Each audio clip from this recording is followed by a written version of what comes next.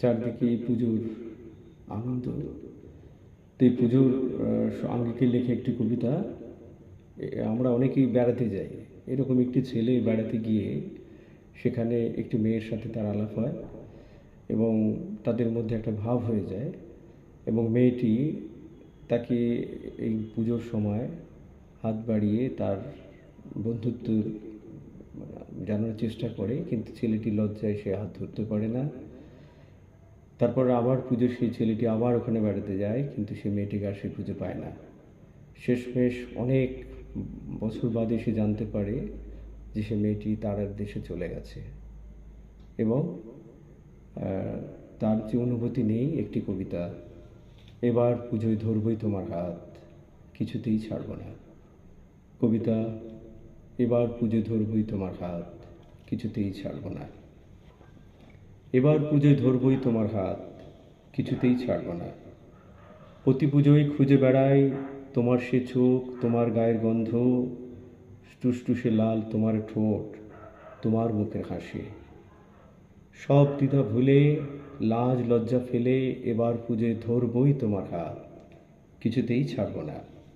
মনে পড়ে সপ্তমীতে প্রথম দেখা, অষ্টমীতে আলাপ, তারপর স্বপ্নে ভাষা নানান কথার প্রলাপ। তোমায় লেখা প্রথম চিঠি, তাতে রঙিন খাম, তোমায় দেয়া প্রথম গোলাপ, গুন গুনিয়ে গান।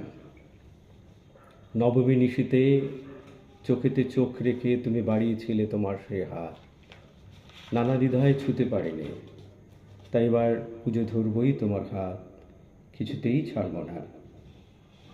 তারপর প্রতি পুজোয় খুঁজে বেড়াই, এ প্রান্ত থেকে ও প্রান্ত ছুটে যাই যদি দেখা পাই। সত্যি কি ভুলে গেলে?